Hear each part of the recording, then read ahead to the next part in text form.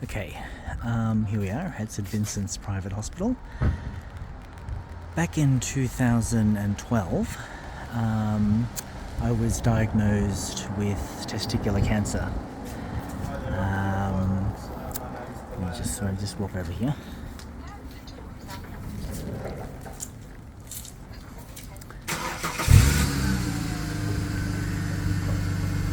So the hospital entrance is actually a bit further up, so we might walk that way actually.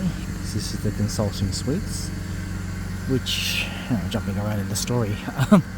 Let's continue the story. Yeah, so back in 2012, I felt a weird lump in my right testes. To describe it, it kind of felt like, I don't know if they're worldwide or just in Australia, but they kind of felt like a bit of a bullet chocolate. What's that? It's like a piece of licorice, small licorice wrapped in chocolate, and it kind of feels like the size of a bullet. I mean, I know bullets come in many sizes, and obviously it was small because of, in proportion to your testes. And yeah, I thought I'd better get it checked out. It didn't really hurt, but it felt unusual, and there was no real pain. So I made an appointment with my family GP, general practitioner, and he immediately asked me to have an ultrasound. And I remember when I had the ultrasound, the attendant asked me if I'd injured myself as a child, like during soccer or sport, and I said no, so he wouldn't give away much. I presume I go around the corner here. I can't remember which entrance I went. It was back in 2012 I was admitted, people. Sorry about the wind. A bit blustery now, hope you can hear me okay. What was I saying? Oh yeah, so maybe I passed the entrance actually. Oh no, it might be here. Let's just see. Yes, so had the ultrasound, and the attendant really didn't say very much. I think I've passed the entrance. Anyway, let's have a look. When I got the ultrasound x-rays back, this says Epworth. Interesting. Maybe I have passed the entrance. This is medical consulting suites. I think I passed the entrance. Anyway, I'm not going into the hospital. But yeah, so when I got the x-rays back, I could see that on one side, my left testes, it was coming up pure white or clear white, and the other side, where I felt the lump, was black, really dark. So I thought, well, that's quite a contrast, not just a little bit dark, but pretty much all over dark.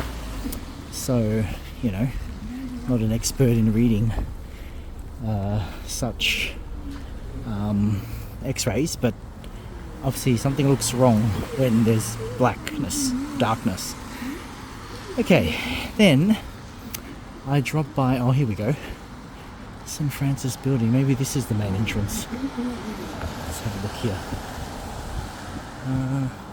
Oh no, that's just about trucks.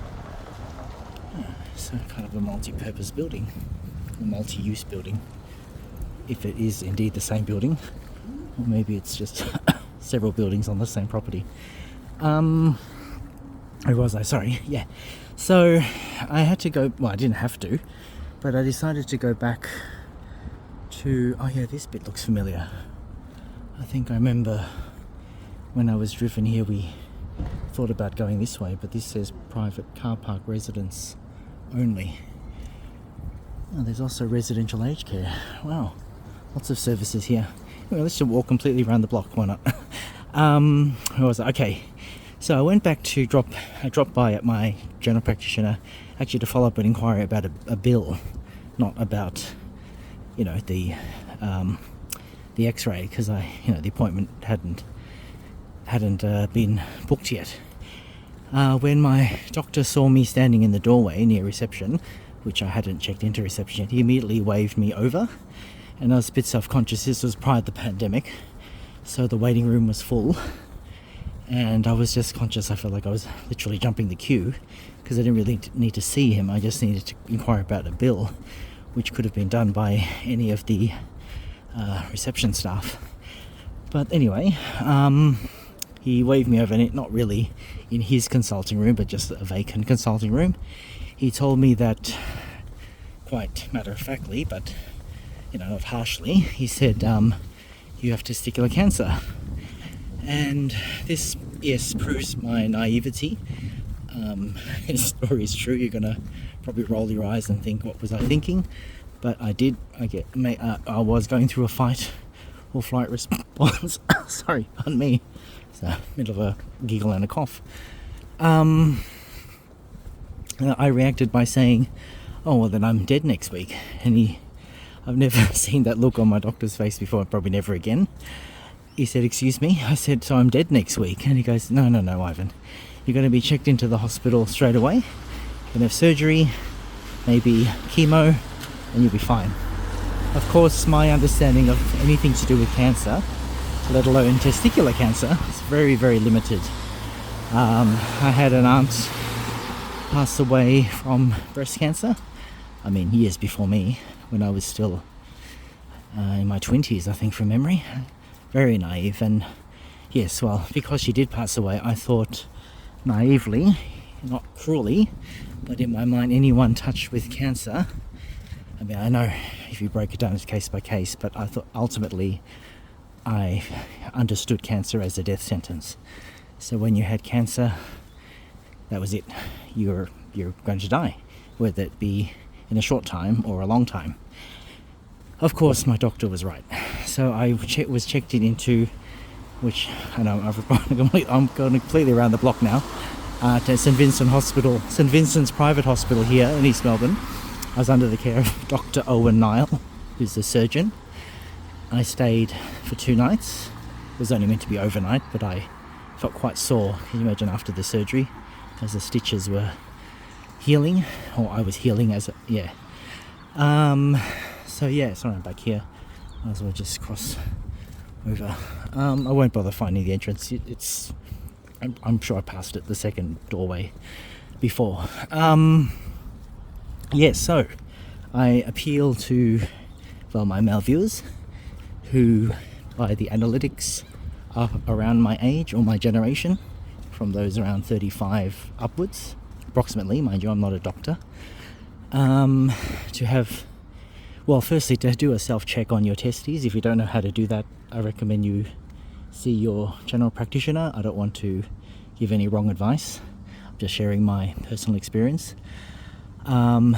After the surgery, I was assigned to an oncologist who I still see, which is Dr. Alan Zimmett. And periodically I have blood tests to check for any, as they call it, tumor markers, cancer tumor markers in my blood, and also even less frequently, luckily, where you go through that donut, like that, what's the word for it? The scan, like a chest and abdomen scan through that. I call it a donut. So you lie down, you have to be injected with this dye, which is awful, so you can see what's in your veins, your blood and organs. And so far all those blood tests and donut scans have been negative, so that's great. It's a 10-year window of surveillance, which you can calculate that 2012 to 2022 is done. But I am still seeing Dr. Alan Zimmett. I have an appointment with him, I think later this year. Should be later this year. I was losing track. Anyway, as usual, I have a slip for blood tests, and no further donut scans for now. I've recovered. I was obviously terrified. Obviously leading up to the surgery, when I was admitted into the hospital waiting to be rolled into surgery on my gurney on my bed, I did think, typically me being a pessimist and a half glass empty person, that I may die. What if the surgery goes wrong, or it has actually spread to my other organs, which at that point it hadn't. but I was always obviously thinking the worst. This is the worst type of surgery and condition I've been in my life, and I thought my days are numbered. But I'm talking to you today, in many ways with renewed zeal and zest for life. Those who know me, I could have had this channel 7 years ago, or when I first had my smartphone 2015. I'm pretty sure YouTube already existed by then. But of course, I had little faith in myself and my abilities, despite my friends telling me that I would make an amazing YouTuber and I have the presentation skills and, I don't know, enunciation or presence to do that, and I'm doing it now. I guess better late than never. But essentially, I know this is a long vlog, I'm going to wrap it up shortly. I do reach out to all my male viewers to have self-care of your testes, especially those who want to have children. I have thought about having children, as I grow older, or grew up and became an adult, but people might say, well, it was decided for you because of your surgery. But I believe I could still have children. I mean, I was offered to have some sperm frozen and kept away, but I didn't even answer. So I guess Dr. Owenall treated that as a no. But yeah, I'm not a family man. I've not really thought about it deeper than that. And yeah, so that's that. I only needed 1 dose of chemo, if you're wondering, after I had recovered from the surgery, or in the midst of, post-surgery period. I had 1 dose of chemo, which was awful. My hat is off to people who have had to have multiple doses of chemo. It's terrible on the system. It's just well, the effect is it makes you nauseous, is the big one. So yeah, I was vomiting even just from 1 dose. Not immediately. It settles into. It's injected into the vein through a machine, which is automated. Seems like it took about 20 minutes or so to have the whole dose into me, and yeah, it's I don't wish that on anyone, and I am grateful that I only needed 1 dose, and 1 dose so far, never again. I remember at my work, this staff member is no longer employed with where I work, but he was a lot younger than me. I mean, at least twice as younger than me at the time. And he told me, when he heard what I'd been through, he told me his story, and he kind of joked they ran out of places, the medical staff ran out of places to inject him, because he had to have multiple doses of chemo. He lost his hair. Yeah, same condition, the testicular cancer. Much younger fellow. I was thinking, if I had gone through the story when I was in my 20s as opposed to when I was much older, I don't think I would have coped as well. I think I would have needed counselling and maybe almost having a mental breakdown, because I know, when you're young you think you're invincible, and I definitely thought that.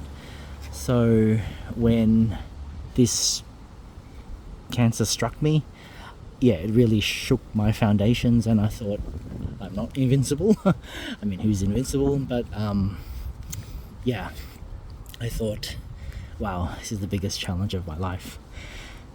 So there you go. I don't know, people say, why have you taken this long to share it? Well, I've only had my YouTube channel since last October, so I do appreciate all my viewers. I hope this hasn't bored you. I hope you've got something out of it. Again, I remind you, I have no medical training. I'm only sharing this story. I did not promise. I told a colleague who's been supportive of my channel, when are you going to do your community announcement? And here it is. So yes, so in summary, please, gentlemen, those that identify as male, please have self-care when you're showering, or whenever you're changing clothes, underwear.